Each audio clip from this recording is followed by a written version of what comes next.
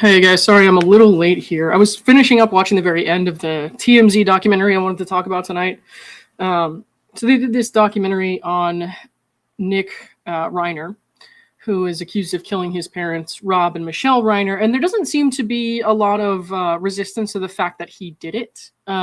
He doesn't seem to be really contesting that based on kind of the things that we've heard publicly. It seems that he's trying to go down a path of possibly like pleading not guilty by reason of insanity. I've talked a lot about why I don't think that that's necessarily going to work and why. But we don't really know. I like to keep an open mind and look at different kinds of possibilities.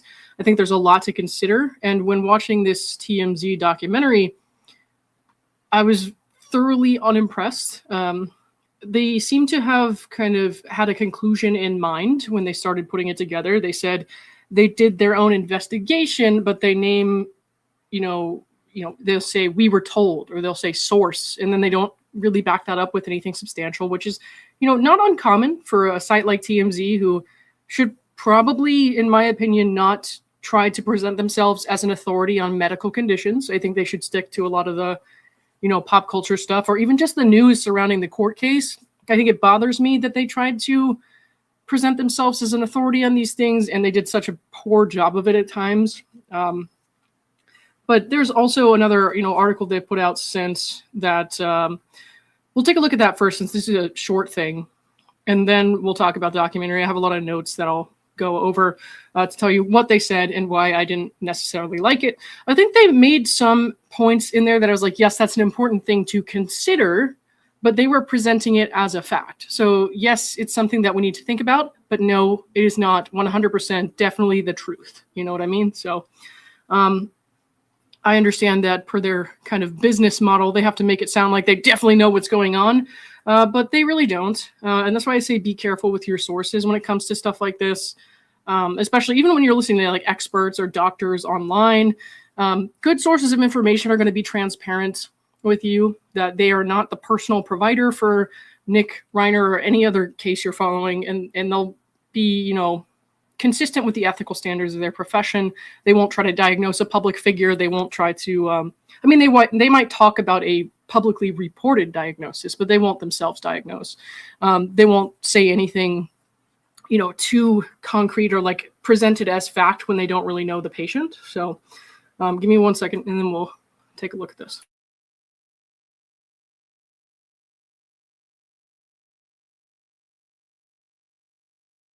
All right. So in this article, they say there's this update where they say there's that Nick is delusional. Sources, we don't know who the source is, of course.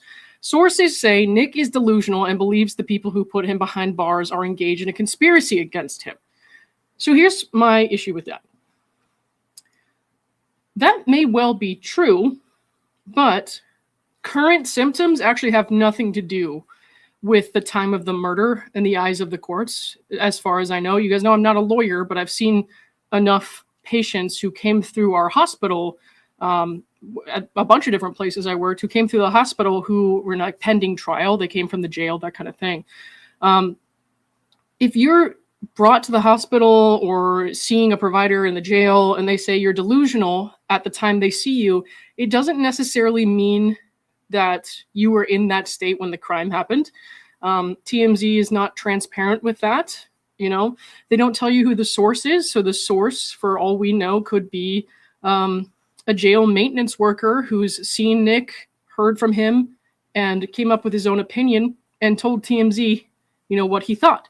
We don't know if someone is truly delusional unless you are the doctor evaluating the patient. So I feel like TMZ coming out with this in and of itself was irresponsible, and it's not the kind of thing that a pop culture site should be spreading when it comes to a medical condition and something as serious as this.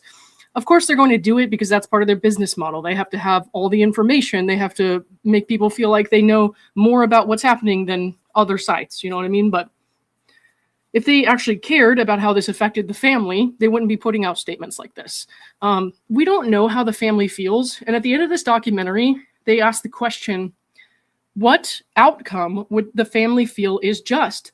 And they didn't know. And the fact that they don't know and are presenting this information like this and presenting it as fact is gross. It just is. I get the fascination, especially when the victims, Rob and Michele, were higher profile and had a positive impact on a lot of people's lives. A lot of people grew up watching Rob and were familiar with both of their work.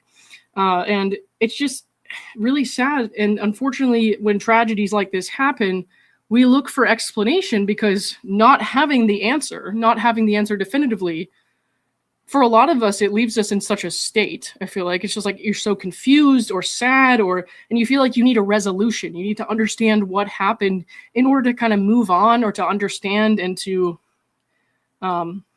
decide how you feel about it. And the thing is, sites like TMZ will take advantage of that. They will take advantage of those gaps, the information we don't have, and they'll put a story forward, and their business model counts on you consuming that, believing it, and coming back for more and more and more. So it gets more gossipy as we go on. And it's just honestly it's so gross in my opinion. And when it comes to like reality TV and pop culture and stuff like that, they do sometimes have the scoop or the good sources. But when it comes to medical stuff like this, yikes, dude. Yikes. So let's talk just briefly about this statement right here. Our sources say Nick is delusional and believes the people who put him behind bars are engaged in a conspiracy against him. Okay. So you guys know that I want to be, if you've seen my channel before, you know that I want to be objective. If they're saying that he's delusional, but they don't really know how true the statement is, he could very well be delusional. Let's put it that way. Say he is delusional. We can have empathy, sympathy, whatever you want to, put forth for Nick suffering from this condition, but understand that behind bars is where he needs to be right now. It does not automatically mean he's not responsible for what he did. It doesn't mean he doesn't understand what he did or that he was incapable of stopping himself from what he did. It doesn't necessarily mean that there's zero possibility that he was so sick that he couldn't understand it either. This in and of itself doesn't really mean anything. It's just something they're putting forth to kind of, grab attention and feed into the gossip and that kind of thing. It's like you don't really know how factual this statement is, first of all. And second, you don't really know what it means. Somebody who's delusional and believes there's a conspiracy to keep him in jail or something like that, they don't necessarily not understand that they can't murder people. You know what I mean? Maybe they are that sick. Maybe he didn't understand what he was doing, but we can't draw that conclusion based on what TMZ is giving us right here. But it does kind of give you some insight into what they're about to tell us in the documentary that I'm going to go over with you guys. I can't show you the documentary because I don't know how they are about copyright, but I did take a lot of notes, so we'll do that. But I also want to bring up one other topic, which is it's uncomfortable because when you're talking about sick people, like really mentally ill people, it's hard to acknowledge this without feeding into a stigma. So I just want to point out there that this is not necessarily exactly what happened, but it's just a possibility. There are people who will misrepresent their symptoms or act out as if they're having certain delusions in order to avoid a certain outcome. In this case, that outcome is the potential death penalty.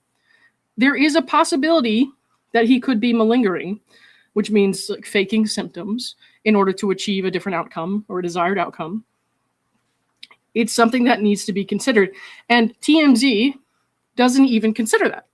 Of course they don't, because they aren't really somebody who should be considered an authority on medical issues.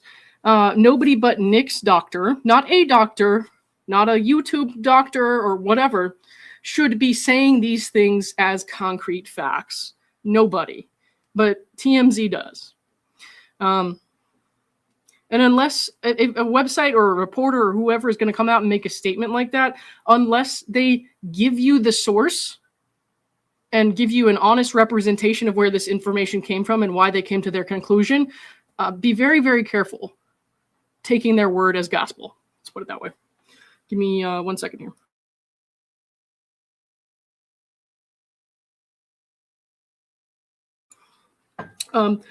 What's interesting in the comments here, Michele says, we don't get Hulu in Canada, so we can't watch the TMZ doc. The kind of funny thing is, when TMZ in this documentary talks about the insanity plea, the example that they give is a Canadian case. They don't give an example from California where this is happening. They give an example of someone from Canada who successfully used an insanity defense. That's an entirely different country, a different area with different standards, different laws. It's very bizarre. So, but I will say this. Some very well-known or like famous murderers, I guess, Son of Sam, for example, have come out and said stuff that they later admitted was not true. They did so to manipulate media attention, to make themselves appear more sympathetic in the public eye. And then later, Son of Sam, he said that his neighbor's dog was talking to him and telling him what to do. And then later came out and said, yeah, no, that wasn't true. I just said that to get attention from the media. So it's entirely possible that he is not delusional. Okay, and we have to take that into consideration. I'm not saying draw any conclusion here. I'm not saying, yes, he's telling the truth, or no, he's not. I'm saying it's irresponsible not to consider all the possibilities here, especially when you're not a doctor or his doctor. This is ridiculous. Maybe someone who works in the jail cafeteria saw him and decided that he looked crazy and decided to tell TMZ for a quick buck, hey, he's cray-cray, and believes people are conspiring against him. You know what I mean? I don't know who their source is. And that's kind of the theme we get when we look at this documentary. So let me pull up my notes here, and then we'll get going.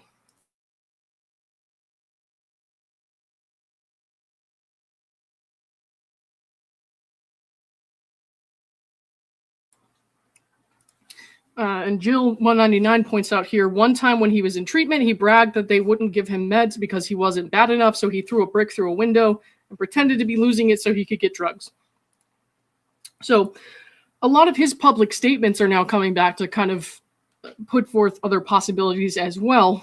So you have to be very careful when evaluating how much truth you want to assign to statements you're seeing from media online. Simi Saran, thank you for the Canadian $27.99. I appreciate that. Great job. All right, thank you very much. Okay, so let me go up to the top of my notes here. And I'm the type of person who has to have a script, kind of, not a script, but notes in front of me so that I know where I'm going. Otherwise, I tend to veer off into off-topic conversations, even when I'm streaming by myself. So I have notes here that I'm going to read to you guys. So I want to point out what I hated the most about this TMZ documentary. Let me move the thing real quick so you can see. Like I said, I can't really show you the footage because I don't know how they're going to be about copyright, but I did take very, very thorough notes. So it was an audio. I heard him say it might have been his video. Yeah. So he's come out and talked about it himself quite a lot. So TMZ says, Rob and Michele never gave up on Nick. I think that's very apparent. I believe that. I definitely believe that. Especially given that he's been to rehab 18 times, despite being someone who is reportedly resistant to participate in treatment. People don't usually get that far or get treatment that many times without a very good support network. So it sounds like his family really has done everything they could do for him, which only makes this that much more tragic. But ultimately, there's only so much a family can do, especially when the patient is an adult and they're legally allowed to make their own decisions, refuse help, or refuse to comply with the prescribed treatment. And here's what bothered me a lot about what TMZ did here. They say that medical professionals and facilities betrayed the Reiners. They say these medical professionals betrayed them in a fatal way. It's designed to get clicks and big reactions and responses from people who have had bad experiences with the system or who have family members who have suffered and didn't get the help that they needed. And they want people to believe that this is definitely true. They say that absolutely confidently this is the truth. But TMZ has no idea if that's actually true or not. So making a statement of certainty like that is wildly irresponsible, in my opinion. ignores a huge other factor that needs to be considered here, and that's his drug use and his reported voluntary refusal to participate in treatment. Can it be true that his mental health symptoms motivated this crime? Yes. Can it be true that his doctors weren't the best? Absolutely. But we don't know that. Absolutely not. And taking that position without having all of the information is only going to fuel misconceptions that most people with schizophrenia or schizoaffective disorder are going to be uncontrollable, violent, raving lunatics. And that's not true. Many people manage these conditions responsibly and they live long lives free of crime, and they're much more likely to be victims than to commit crimes themselves. There's something like 5 or less % of people who have schizophrenia or schizoaffective disorder ever like harm people or commit a crime. You know what I mean? And don't quote me on those statistics because I don't have any studies in front of me. Maybe that's something to look into another day, but it's a very low percentage of people with these disorders who actually commit violent crimes. Give me 1 second to take a sip of water. Let me know if my mic is okay because I moved it a little bit. Give me just 1 second here.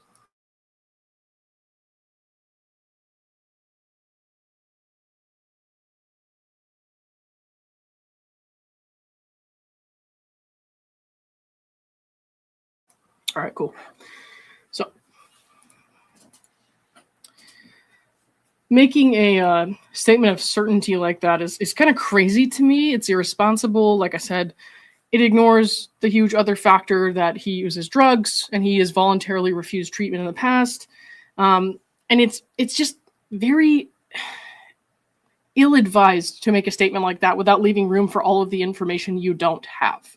They cannot, the medical providers, the facilities, cannot come out and defend themselves against TMZ here because of privacy laws. They can't tell you if Nick refused medications, which happens a lot when delusional patients are forced to get help they don't think they need or want. And when tragedy happens, like I was saying earlier, our brains are looking for a way to understand it. And I feel like the business model with TMZ is to try to fill in those gaps and irresponsibly pass them off as facts, what they're saying off as facts. When we're looking at tragedy, some of us kind of go to the worst possible scenario, and some of us want to believe things that make it a little bit less terrible. But TMZ just picks one, and then they try to run with that narrative. They don't consider both sides. It's a very biased, one-sided documentary. So, Warren blocks faster than me with the trolls. I don't know. I don't know if there's any trolls here tonight, but you guys can handle it if so. If not, then whatever. All right. So, I don't think that people should not be able to state their opinions. I think everyone should be able to talk about their opinions. Obviously, that's what I'm doing here right now. It doesn't mean that TMZ is necessarily intentionally malicious. It's just that they're business-minded, and so they're thinking of their business first. And I believe that that leads to unintentional damage by taking advantage of these situations to benefit their business. I think that these things should be talked about responsibly and accurately, and TMZ is not being responsible here. They also do some completely idiotic things, in my opinion, when they talk about the insanity defense, which is like Harvey himself is a lawyer, which is so annoying. This is so annoying. When he starts talking about the insanity defense, and I feel like they misrepresent it in a lot of ways. They say that, yes, somebody who, it doesn't matter if they know between right or wrong. It matters about the character of the actions and stuff like that. I'm like, that's basically just another way to say that. It's just another way to phrase it. You're just confusing people who don't understand. They say the insanity defense has worked in the past. And then, like I said earlier, they use an example of someone from Canada who murdered his son after starting psychiatric drugs. And that is a very sad story. But it's actually irrelevant to the case at hand. There are massive differences there, and the state matters. TMZ definitely has the time and the resources to do research on other California cases. There's a case which isn't a perfect comparison, but I've been using a lot lately when talking about this case. I feel like it's helpful in understanding the concepts and the standards. And that was Richard Chase, who murdered people in Sacramento because he believed his blood was turning to powder. and that he had to kill and consume other people in order to survive. And the courts in California, they denied his insanity defense because even though he was psychotic, he still knew that killing people was illegal and morally wrong. So, one sec here.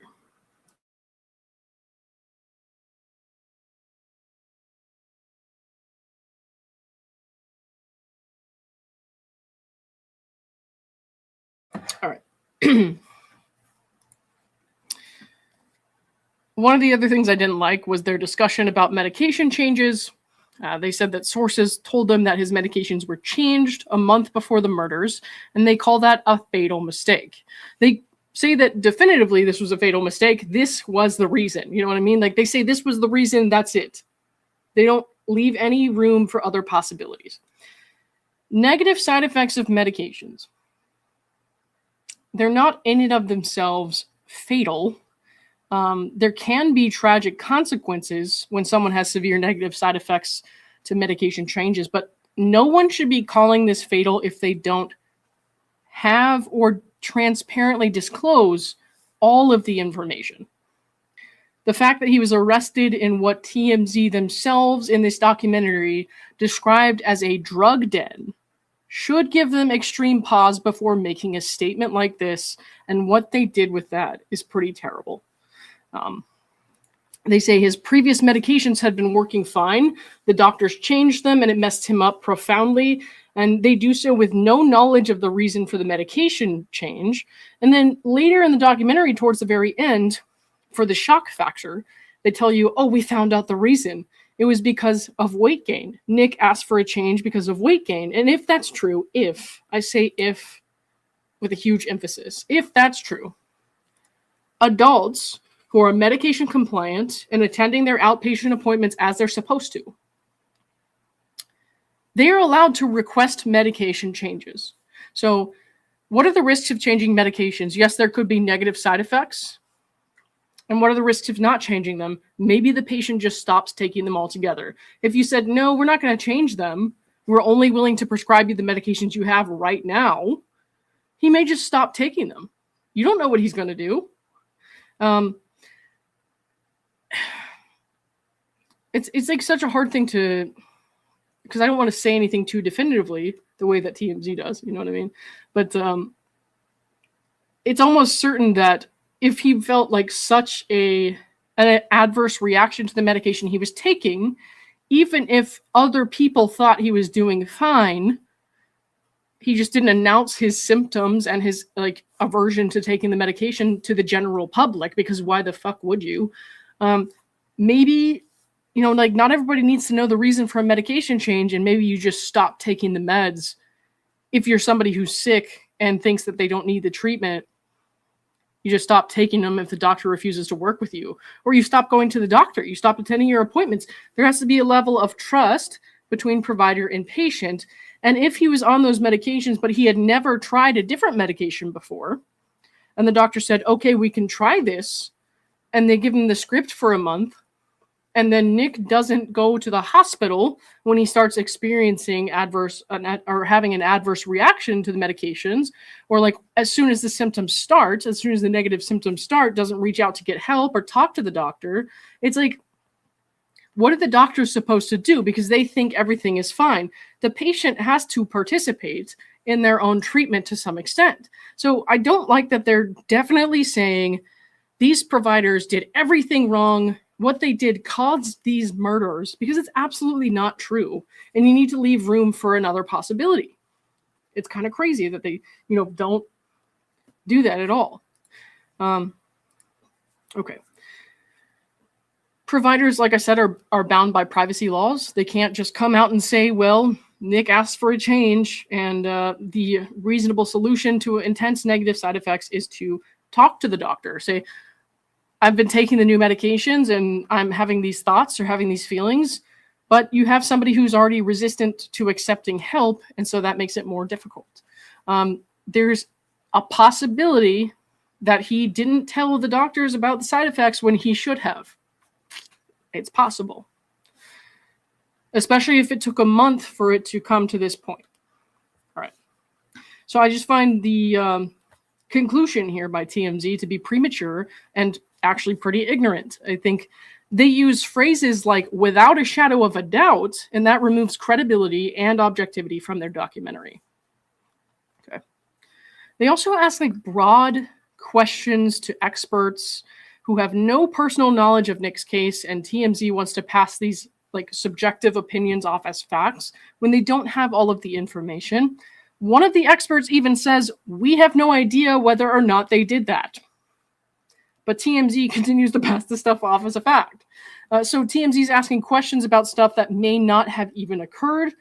The experts may be excellent at their jobs. They may be, great with their clients. And they may have done a lot of amazing things for a lot of people to change lives. But when it comes to this specific case, they're not going to be able to give you much more insight than most of the psychiatrists who comment on YouTube.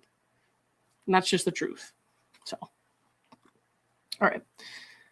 TMZ did give a little bit of background of the crime, which I'll go over for you guys in case you didn't have some of these details. We won't talk about that too much, but give me 1 second.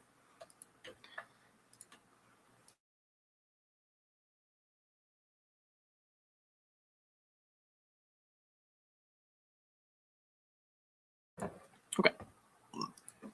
So, they say what happened was the sister discovers the bodies. They had essentially been butchered.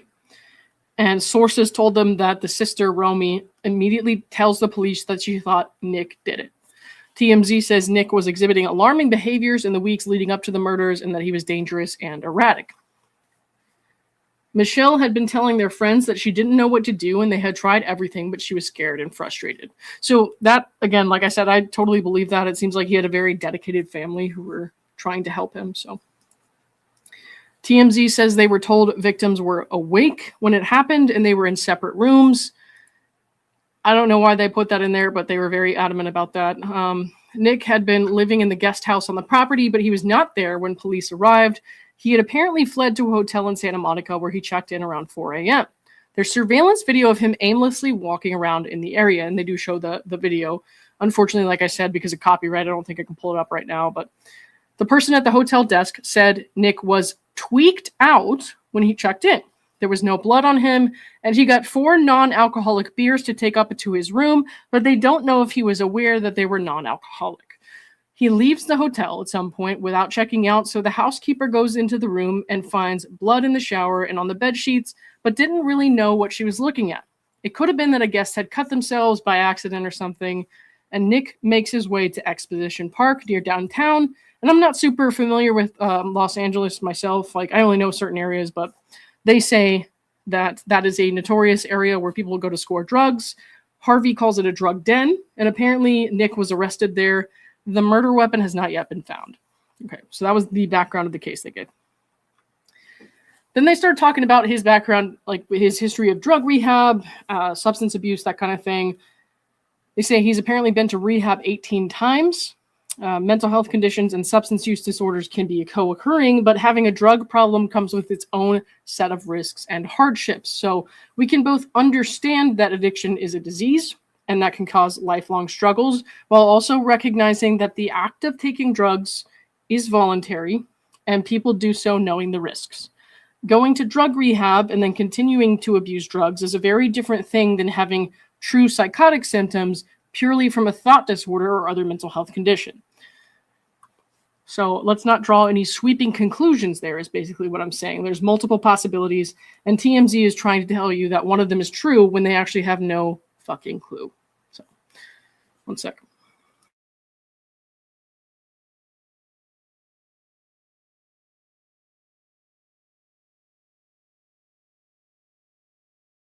All right. TMZ then says, if someone has both substance abuse disorder and schizoaffective disorder, good luck getting them clean. Like, it's not possible. And that's not true. Like, it does make things more difficult, significantly so in a lot of cases, but that's not necessarily true. I mean, I feel for people who struggle with that. I think the people who live with schizophrenia and schizoaffective disorder are probably always going to have challenges. It's incredibly hard on the families or caregivers, but drug use in those cases where there's a co-occurring disorder is a huge, huge thing. If you cure, or not cure, but if you curb the drug use, if you stop the drug use, you're going to have a much more manageable life. And TMZ completely ignores that there's any positive benefit to going to drug rehab and not using meth. In fact, they largely ignore the drug issue altogether, in my opinion. So, okay. This kind of thing, like having a co-occurring disorder, it's incredibly hard on the families and caregivers.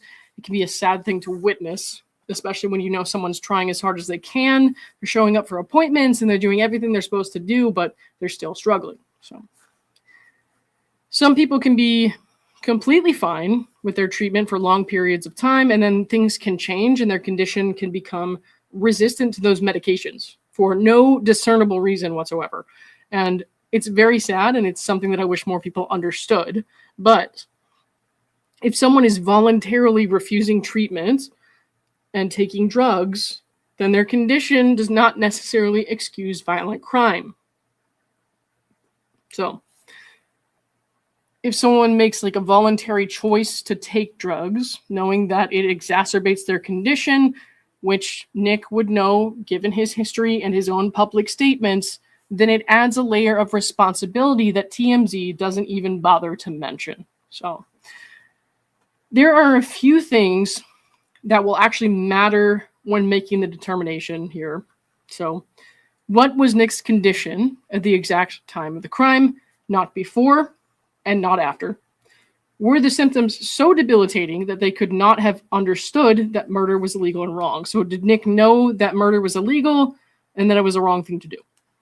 It doesn't matter if he had deep emotional turmoil or he felt like he needed to do it. The question is, did he know it was illegal and wrong to do?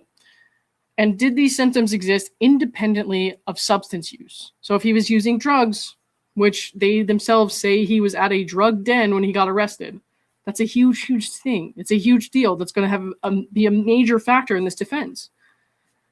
But they barely even touch the subject. So some common things that'll usually like sink a defense, like an insanity defense, is did he plan it or prepare for it? So they mentioned they haven't found the murder weapon, so they want to know if it's like he took a knife out of the kitchen, or did he buy it beforehand and plan on killing them with it? Some other ones are evading police or attempting to hide the crime and making statements that show that you know what you did was wrong, and then drug use in close proximity to the actual crime. So did you use drugs right before you did the crime? That's going to be important too. And TMZ, again, doesn't mention anything about his drug use around that time, or like, was he using drugs beforehand? And so them coming to these sweeping conclusions without knowing that is terrible. Okay. Now, TMZ says sources tell them Nick was treated at dual diagnosis facilities. That means they treat both your drug use and your mental health condition. They say that Nick got 30 days of treatment at a time, and they call that a drop in the bucket and meaningless. So they say 30 days of treatment in one of those facilities is meaningless, and that's insane. Most people don't have the kind of resources to access treatment for more than a 72-hour stay on a crisis unit. They assert that medical professionals didn't do anything to get him into a hospital when they have no idea if that's true at all. If he's competent and doesn't want to go to a unit, he doesn't have to. Those are the laws in this country. To have 30 days at a specialized facility for dual diagnosis is also not insignificant. And if he's been there a bunch of times, it's not a drop in the bucket. It's not meaningless. It's more than a lot of people get, most people get. And to have those 30 days can get you back to a stable place. So the goal of these kinds of treatments is to get you to a place where you can survive, not even just survive, but, like live a productive life in society without having to be locked away like that. Okay, so you want to get to a point where somebody can manage their conditions as an outpatient. They say that sending someone to go to outpatient treatment is like some kind of horrible thing that they did to him, but that's literally the goal. You want somebody to be able to live their life, to be able to live a productive life, and to have a life and not have to stay in a facility forever. So having 30 days at a dual diagnosis facility is not insignificant. So them saying that is just ridiculous. If a patient voluntarily requests discharge, when they're not psychotic or not a danger to themselves, doctors cannot hold them there indefinitely. So if he was clean of drugs, no longer having psychotic symptoms, not a danger to anyone like himself or others at that time, they can't just say, no, you have to stay here. You have to get a court order to hold somebody like that. So a court will usually order an extended stay in a state facility if you're somebody who is legally incompetent and or unable to care for yourself, unable to understand what's going on around you, how you're supposed to conduct yourself, and how to do it. One sec here.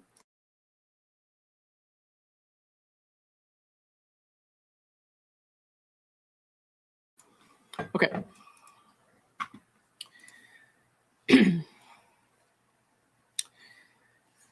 So you have people who can afford, like other than the court-ordered ones, you have people who can afford long-term treatment at private facilities who are genuinely willing to participate in that treatment for as long as they and their provider feels like it takes. But you can't force anyone outside of those categories really to stay in treatment if they don't want to. And it's been widely reported that he was very much resistant to treatment, refusing to go back to rehab, not taking it seriously. So his family couldn't have forced him to do that, and neither could his doctors to an extent. I mean, they could educate him as much as possible. They could, do everything up to begging him to stay, but they can't force him to. The courts have a very, strict process when it comes to keeping somebody against their will. And so there was really nothing that they could do. So these facilities, they can't come out and tell you what exactly happened or why because of privacy laws. And so TMZ is just dumping on these facilities without raising any other possibility. And it's irresponsible. We need to keep an open mind when it comes to these things because we don't really know what happened yet. They can't come out and say they discharged him because that's against the law. Like, they can't say why. TMZ also says he was treated for the drugs only and not for the mental illness, which shows they don't have any idea what they're talking about because they specifically mention dual diagnosis facilities, which treat both mental illness and substance abuse. Then they kind of dump on dual diagnosis facilities for a bit, which, look, there are some that are not that great. But they said that he was going to like a $70,000 per month facility, which not a lot of people have access to and are generally much better than, like state facilities or community facilities for people who can't afford that. And they don't tell you which facility specifically he went to. They don't tell you about the conditions or why they felt that they weren't appropriate or helpful. They don't really give you any specific information. They just say generally these places are bad, basically. So much of this documentary is just bagging on medical providers and facilities that can't defend themselves and making huge assumptions about the reasoning behind medical decisions. And it was actually really hard to watch. I had a couple other notes here. I didn't like that they said they were doing their own investigation. I thought that kind of gave it an air of legitimacy that wasn't real. This is very much just an opinion. They don't do a great job fleshing it out or giving you multiple possibilities at all. At the end of the day, after getting all this information, we still don't know for sure. None of us, not TMZ or anyone else, can say for certain that Nick Reiner was competent at the time of the crime, knew what he was doing, or that he was incompetent and didn't know what he was doing. We can't say that. And TMZ tries to represent one side of the argument and pass it off as fact. They came into this with a bias and conclusion in mind, and they try to tell the public that this is definitely what happened. And I think that is hugely irresponsible. It's crazy. Gossip rags shouldn't be making definitive statements about medical conditions. It's awful. Okay, so we don't know how much of the full picture they actually have. We don't know how much information they're actually withholding, because they've been known to misrepresent things in the past. I've seen it in other cases I've followed recently. They intentionally leave out information, and they have also in the past said things that were blatantly untrue and actually the opposite of reality. And then they just do like a little byline that says, oopsie, we got this wrong afterwards. They don't make it well known that they made a mistake. So these people are just, sorry, I'm not a fan. I'm just not a fan. when it comes to pop culture and gossip, maybe that's fine, but they're talking about mental health conditions and legal situations, and they're willfully misrepresenting the facts or being reckless, and they're not facing any consequences for those actions, in my opinion, and I hate it. So, yeah, they said that based on their investigation, Nick's lawyer will probably put the mental health system on trial, which, again, like, most of what they talked about was they bagged on substance abuse facilities or dual diagnosis facilities, and they, even though they said he was arrested in a drug den, refused to recognize the effects that drugs could have on him if he was combining them with his mental health medications, or if he had just stopped taking them and was only taking the drugs, which they don't know. They don't know at all. I just felt like this whole documentary was TMZ saying a bunch of stuff that they know nothing about. I actually really hated it, and I wanted to talk about why. So, if TMZ existed 80 years ago, they would be stalking Humphrey Bogart when he put the cat out. Yeah. All right, guys, I gotta take off for the night because I'm going to the Jags game with my mom tomorrow. I got stuff coming up in the morning that I want to do before we do that. So, I don't know if you guys are watching the game tonight, but I hope it goes your way if you are. I know Bruce is watching, I think, because the Packers are playing. I think the Packers are playing. Did I make that up? Hang on, let me look. Oh, they're winning by like a lot. Okay, cool. He must be happy. All right, guys. That's it for me tonight. I got to take off, but thank you all for watching. Don't forget to hit the like button for me if you can. If you have any high points left for the week, you can go ahead and do that if you want. But otherwise, I will see you all soon. Bye.